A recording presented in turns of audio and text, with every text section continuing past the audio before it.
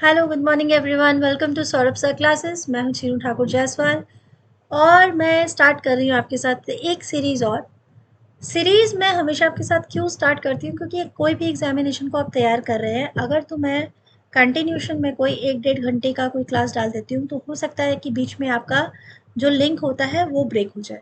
So I have started series, so it means 10, 20, 15 minutes का जो video है it can be connected. ठीक है, आप कंटिन्यू भी देख सकते हैं, आप ब्रेक लेके देख सकते हैं, और सबसे बड़ी बात है आपकी प्रिपरेशन होनी ज़रूरी है। ठीक है, तो ये वीडियोस जो मैंने स्टार्ट किया है, ये जो सीरीज़ है, इससे पहले जो सीरीज़ मैंने स्टार्ट किया था वो फूड एसआई का था। वो तो आप लोगों ने देखा होगा, अगर नहीं देखा है तो एक बार वो ज़रूर देख लीजिएगा। अब प्री एग्जामिनेशन आपके जो आने वाले हैं, WBCS एग्जामिनेशंस, बहुत इंपॉर्टेंट है और मैं ये चाहती हूँ कि आप लोग अपने फर्स्ट अटेम्प्ट में ही उसको क्लियर करें। उसके लिए आपको बहुत सारी प्रैक्टिस की ज़रूरत पड़ती है।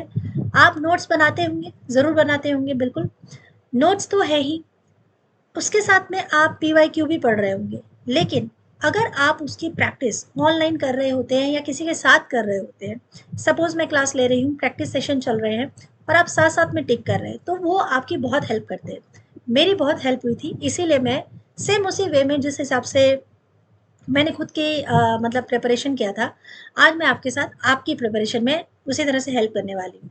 तो आपके प्री एग्जामिनेशंस जो हैं उसके कुछ प्रैक्टिस सेट है जो कि मुझे बहुत अच्छे लगे, और ये प्रैक्टिस सेट आपके अरिहंत में भी है। ठीक है, तो आज स्टार्ट करते हैं अपनी प्रैक्टिस। ठीक है, ये प्रैक्टिस सेट है 1। चलिए स्टार्ट करते हैं। ये एक पेपर है जो सॉल्व पेपर है, मतलब 2022 का ये सॉल्व किया हुआ पेपर है। चलिए यहीं से स्टार्ट करते हैं, क्योंकि पेपर जितने भी सॉल्व करो उतने कम है मेरे हिसाब से। प्रीलिम्स की बात है तो क्वेश्चन सबसे पहले आपके सामने आता है, I have done my duty, which tense is this. अब यहाँ पर आप टेंस पढ़ेंगे। हिस्ट्री का मतलब इंग्लिश का सबसे बड़ा जो परेशानी सब स्टूडेंट को लगता है वो होता है टेंस, उसका ग्रामर। इसीलिए शायद हम लोगों का इंग्लिश में भी प्रॉब्लम आता है। बट फैक्ट क्या है कि जब हम लोग स्टार्टिंग में टेंस पढ़ते थे तो बहुत सारे टेंस होते थे। ठीक है, प्रेजेंट, पास्ट, फ्यूचर, फिर प्रेजेंट परफेक्ट, फ्यूचर परफेक्ट, ये सारा पढ़ना पड़ता था। बट ज़्यादातर हम लोग जो बातचीत करते हैं और ज़्यादातर जो हम लोग स्टोरीज लिखते हैं, और whatever we are writing, whatever we are listening and whatever we are talking, तो these all words we are just using to important thing. What? The present indefinite, the present definite, and the past indefinite, the past indefinite. ठीक है, इसी को use कर रहे हैं। इसके अलावा जो दूसरी बात यूज करते हैं वो हम यूज करते हैं परफेक्ट की। परफेक्ट का मतलब क्या होता है? परफेक्ट का मतलब होता है, हाँ भाई ये चीज तो एकदम परफेक्ट है, ऐसी ही होनी चाहिए। यानी जो हम बात करते समय कोई ऐसा सेंटेंस बोल रहे हैं जिसमें ये बात तो होनी होनी, मतलब ये परफेक्शन है, ये कंफर्म है। ठीक है, ये कंफर्म चीज है। I have done my duty, मैंने अपनी ड्यूटी खत्म कर ली है, ये मेरी कंफर्म चीज हो गई है। अगर मेरे ये कंफर्म हो गया है तो ये मेरा परफेक्ट है। अब यहाँ तो ये तो समझ में आ गया कि ये परफेक्ट होगा। अब दूसरी बात है कि पास्ट परफेक्ट होगा या प्रेजेंट परफेक्ट होगा। अगर मैं कह रही हूँ हैव, तो ये प्रेजेंट में बात होगी। अगर मैं कहूँ हैड, तो ये पास्ट में बात होगी। सिंपल। आपको, मुझे लगता है प्रेजेंट परफेक्ट और पास्ट परफेक्ट में सबसे आसान समझना है, क्योंकि अगर पास्ट परफेक्ट है हैड लगेगा, अगर प्रेजेंट परफेक्ट है हैव लगेगा। ठीक है, और जो भी इसके साथ क्रिया होगी, जो वर्ब होगी, उसकी थर्ड फॉर्म यूज होगी। जैसे डन, डन का फर्स्ट फॉर्म था डू, डिड एंड डन। ठीक है, डू डिड डन, तो थर्ड फॉर्म यूज होगी और उसके साथ में हैव, हैज या फिर हैड लगेगा। क्लियर? अब क्वेश्चन नंबर 2 है, फाइंड द सिनोनियम ऑफ कवर्ट। अब शब्द तो कोई भी आ सकता है ना? तो किसी भी वर्ड का सिनोनियम या इंटोनियम पूछा जा सकता है। सिनोनियम मतलब समानार्थी शब्द जिसका मीनिंग सेम हो, और एंटोनियम मतलब opposite word. But here they asking about the सिनोनियम, it means the same meaning of this word covert. Covert means होता है किसी चीज को सीक्रेट रखना, ठीक है, राज रखना। So the answer will be P. What is the most appropriate passive form of who has done the work? अब ये पैसिव और एक्टिव क्या होता है? बहुत ज्यादा कठिन मत बनाओ, ग्रामर को इजी रखने के लिए शब्दों को भी इजीली ही समझो। पैसिव, कोई भी चीज पैसिव है। एक्टिव है, कोई चीज एक्टिव है, आप एक्टिव है, मैं एक्टिव हूं, हम लोग एक्टिवली पढ़ाई कर रहे हैं। छोड़ो यार, कल करेंगे, नींद आ रही है। तो हम पैसिव हो गए, हम पैसिव हो गए, मतलब कि हम उस समय फिलहाल वो सिचुएशन में नहीं है, हम वो सिचुएशन को कल पे डाल चुके हैं, या सिचुएशन हमारी जो है किसी और, जो कोई और है वो कर रहा है। अब यहाँ पे देखो लाइन है कि हमें who has done the work, ये काम किसने किया, ये क्वेश्चन मार्क है। और ये मैं एक्टिव पैसिव में अगर कहूँ, एक्टिव में कहूँ तो मैं पूछ रही हूँ किसने किया ये काम, ठीक है। अगर पैसिव में किसके द्वारा किया गया ये काम, तो द्वारा, किसने किया, तो जैसे ऐसा कोई क्वेश्चन आएगा तो बाय हुम से स्टार्ट होगा। जब भी हम पैसिव स्टार्ट करेंगे, who has done the work, किसने किया ये काम, किसके द्वारा किया गया ये काम, तो मोस्टली क्या यूज होगा, बाय हुम। तो सिंपल देखिए, बाय हुम का बी और सी, बी और डी अब दो में है, ठीक है। By whom has been done the work, किसके द्वारा काम किया जा चुका है, ठीक है। अब यहाँ पे हैज डन है, ओके, और यहाँ पे हैज बीन डन है। बीन कब लगता है, जब परफेक्ट के साथ साथ कंटिन्यूस भी ऐड हो जाता है, कि कोई काम परफेक्टली हो रहा है और वो होता जा रहा है, तो प्रेजेंट परफेक्ट कंटिन्यूस होता है। बट यहाँ पे सिर्फ क्या हैज डन है, देखो अभी हमने ऊपर पढ़ा था परफेक्ट टेंस है, तो यानी कि हैज या हैव, उसके साथ में वर्ब की थर्ड फॉर्म, तो यानी यहाँ पर ये तो जो है ये टेंस का रुख ही चेंज कर रहा है, तो ये नहीं होगा।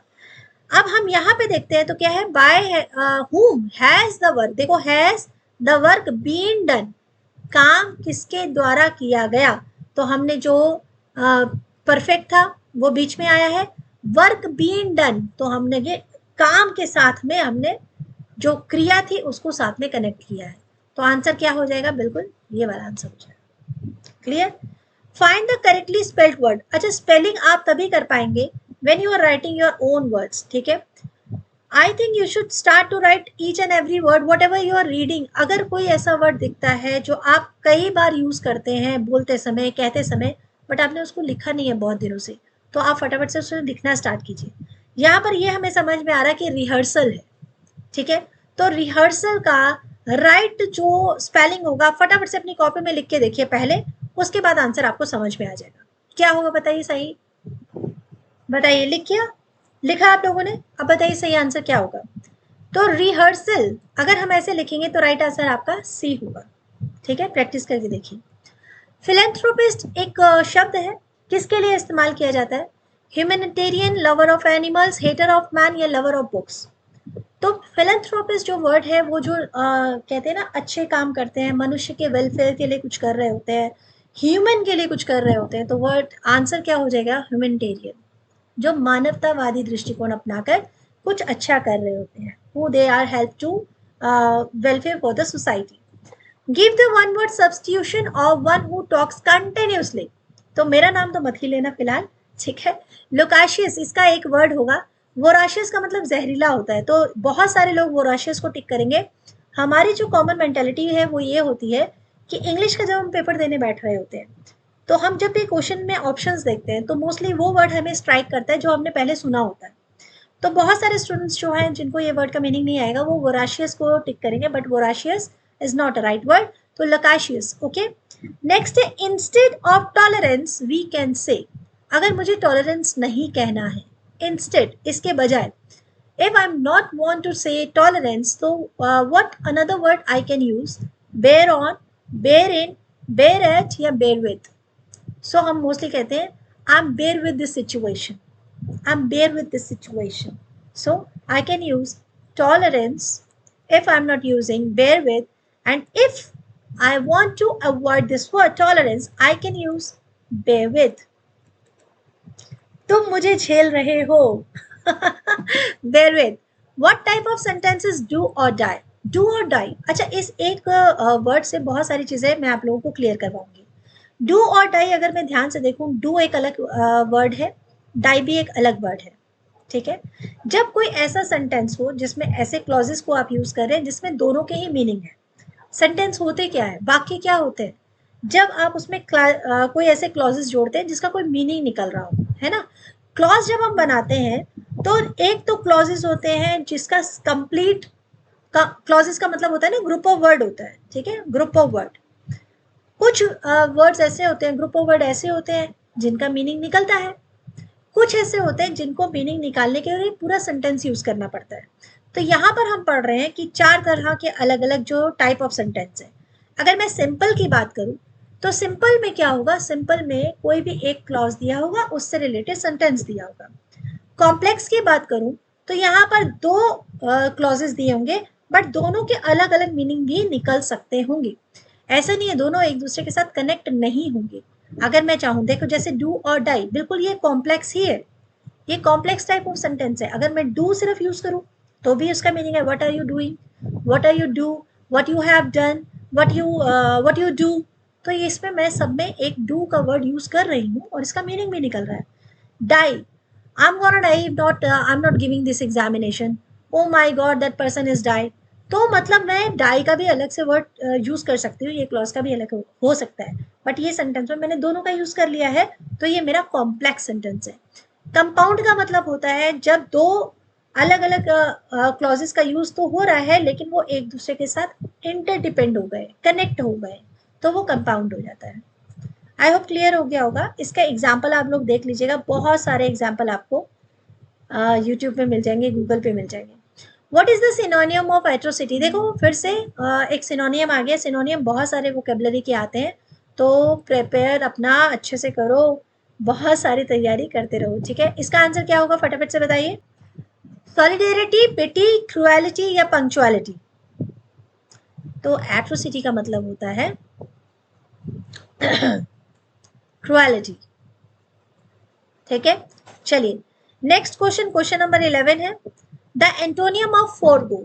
एंटोनियम आ गया है फोरगो। देखो आज आप जो भी पढ़ रहे हैं इंग्लिश में, एक काम कीजिए, सिनोनियम का एक अलग से इस तरह से टेबल बना लीजिए और एंटोनियम का एक अलग से बना लीजिए, ठीक है। अपोजिट तो आ गया है, एंटोनियम आ गया है, सिनोनियम, हाँ दोनों का बना लीजिए। जितने भी नए वर्ड आपको मिल रहे हैं उसको लिखना शुरू कीजिए। फॉरगो का हमें एंटोनियम लिखना है, यानी उल्टा लिखना है, यानी अपोजिट वर्ड लिखना है। बताइए फटाफट से क्या होगा, पहले इसका मीनिंग बताइए, उसके बाद इसका आंसर बताइए। फॉरगो का मीनिंग क्या होता है? फॉरगो का मतलब होता है किसी भी चीज को जाने देना, छोड़ो ना यार, हो गया, लेव इट, सरेंडर, छोड़ दो। तो इसका अपोजिट क्या होगा? क्लेम करना, डिस्पाइस, रिमेंबर या अंडरगो? बहुत ईजी है, बहुत ईजी है। देखो आसान आता है, थोड़ा सा प्रैक्टिस करना पड़ेगा। आसान आता है, थोड़ा लॉजिक भी लगता है। यहाँ पर सिंपल लॉजिक लग रहा है, फोर गो, ऑन गो इसका मतलब, और अंडर गो कि भाई नहीं जाने देना है। The idiomatic expression a slap on the wrist means, एक एक्सप्रेशन की बात हो रही है। आइडोमेटिक यानी कि असलियत में वैसा नहीं होता, बट हम उस चीज को क्या एक्सप्रेशन को दिखाते हैं। अ slap on the wrist means, इसका मतलब क्या हुआ? रिस्ट पर स्लैप मारना। सही में थोड़ा ना आपके रिस्ट पे कोई स्लैप मार के जा रहा है, आपसे मीनिंग पूछा जा रहा है, फटाफट से बताइए इसका मीनिंग क्या होगा। स्कूल जाते थे प्राइमरी सेक्शन में, तो मैम डांटती थी, तो इतने बड़ी पनिशमेंट नहीं देती थी, तो अच्छा अभी रुको बताते तुमको, अच्छा ऐसे करोगे तो। when she hit a very mild, when she give a very mild punishment, she's not trying to hitting you, she just trying to make you understand that this is your punishment. तो a slap on the wrist मतलब a mild, कहाँ गए, हाँ, a very mild punishment, बहुत ही मतलब हल्की सी punishment. Replace the underlined portion with an item from the list below. किसी इनमें से कोई ऐसा आइटम है जो कि आपको रिप्लेस करना होगा इस वर्ड से, ठीक है। बताइए, अच्छे से रीड करके एक एक को रीड करना है, फिर हमें बताना है। सेंटेंस है, बहुत सिंपल सेंटेंस है। They finally agreed on the business deal. वो फाइनली बिजनेस डील की, जो बिजनेस डील होने वाला था उसमें वो एग्री हो गए हैं, वो रेडी हो गए हैं। Let the cat out of the bag, see eye to eye, to feel under the weather, to cut a corner. तो बताइए क्या आंसर होगा। ये आइटम्स आप भी यूज किया कीजिए, बहुत इंटरेस्टिंग होते हैं। Answer, the answer is see eye to eye. हम लोग ऐसे देखते हैं मूवीज में आता है ना। वो एक्चुअली यही वर्ड को प्रूव करने के लिए आता है। When someone agree to do something, तो हम कहते हैं ना ठीक है मैं एग्री हो गई हूँ, लेकिन मेरी नजर तुम पे रहेगी। Okay, C eye to eye, ठीक है, yes. It has been establish that, ये इस्टेब्लिश कर दिया गया है क्या, Einstein was, although a great scientist, weak in arithmetic right from his school days. पढ़ने से ही आपको पता चल जाएगा कि करना क्या है. To form a correct and meaningful sentence, the proper sequence should be. ऐसे भी आपके पास क्वेश्चन आते हैं. मैं आपको बिल्कुल ये नहीं कह रही हूँ कि देखिए सेम क्वेश्चन आते हैं. I am just telling you the pattern. What type of questions come in your examination and how can you prepare? Smile के साथ इजी वे में. तो it has been establish that, अब आपको ये सारे सेंटेंस पढ़ने हैं और बताने हैं कि ये सेंटेंस मतलब क्या, इसकी क्रोनोलॉजी कैसे, परफेक्ट जो सीक्वेंस है वो क्या होगा. ठीक है, आपके सामने ए बी सी डी चारों ऑप्शन दे दिए गए हैं. फटाफट रीड करो, बहुत सिंपल पता चल जाएगा. ऑप्शन पढ़ने से पहले खुद एक बार सेंटेंस बना के देख लो, उसी में आंसर आ जाएगा. यस, आंसर है, बताइए. अब तक तो पता चल गया होगा, आसान है ना. आंसर है ऑप्शन ए, एनस्टीन वॉज. देखिए यहां से Einstein was, क्यू पहले आ गया, पी बाद में आया, तो यानी कि although a great scientist, Einstein was weak in arithmetic right from his school days. जबकि बहुत महान साइंटिस्ट होने के बाद भी एनस्टीन अपने स्कूल टाइम से ही किसमें, अर्थमेटिक में वीक था. तो सेंटेंस का आंसर बिल्कुल ये होगा. ठीक है, चलिए सेंटेंस मेकिंग हम लोग क्लास 9 से पढ़ना स्टार्ट करते हैं. मैं आज आपको ये बता रही हूँ कि अगर आपको इंग्लिश के किसी भी ग्रामर पोर्शन में प्रॉब्लम होगा, ठीक है, इंग्लिश ग्रामर पोर्शन में प्रॉब्लम होगा, तो आप कमेंट सेक्शन में मुझे लिख कर देंगे. सॉरी, तो हम लोग आराम से उसको हैंडल करेंगे एकदम इजी वे में. पढ़ाई जितने सिंपल वर्ड्स में हो उतने ही अच्छे से समझ में आती है और हम लोगों को रिलैक्स भी करना होता है. पढ़ाई हमें नॉलेज देने के लिए है, हमारा मतलब डिप्रेशन देने के लिए नहीं है. Give the one word substitution of creature having both male and female organs. Sodomite, homosexual, masochist और हर्माफ्रोडाइट. इसमें से वो कौन सा क्रिएचर है जो मेल और फीमेल दोनों के ऑर्गन रखता है. बहुत आसान है, हिस्ट्री पढ़ी है ना, बस फिर आंसर दे दोगे आप. बताओ आंसर क्या होगा. अच्छा, इसमें भी आप लोग गड़बड़ मत करना, इसमें भी मुझे पता है कई स्टूडेंट गड़बड़ कर देंगे.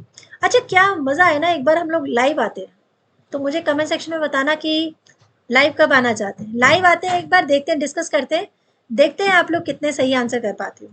तो इसका राइट आंसर ये बिल्कुल नहीं होगा, होमोसेक्सुअल नहीं होगा, इसका आंसर होगा हर्माफ्रोडाइट. ठीक है, चलो fill in the blank with the correct word. Ram and his brother were 4 in dash. Ram और उनके भाई 4 थे. क्वांटिटी में, नंबर में, नंबर्स में या टोटलिटी में. बताओ फटाफट से किस में आएगा. आसान है ये भी, देखने में लग रहा है ना कि कितना आसान पेपर आता है. इतना आसान पेपर आ जाए तो मज़ा आ जाए, है ना. आसान ही आता है, 2022 का पेपर है ये, तो अभी तो 24 ही है ना, आसान ही आएगा. प्रैक्टिस करते रहो बस. लाइक कमेंट शेयर ज़रूर किया करो, मेहनत किया जाता है तो उसका फल मिल जाएगा. चलो, क्या होगा आंसर. अगर हम कॉमनली ये बात बोलते हैं, Ram and his brother are 4 in numbers. 4 in numbers, हम एकदम इजीली फ्लो में बोलो ना, आप सेंटेंस फ्लो में बोलो, आपका राइट आंसर आपके पास आ जाएगा. तो मेरा आंसर क्या होगा. आंसर होगा नंबर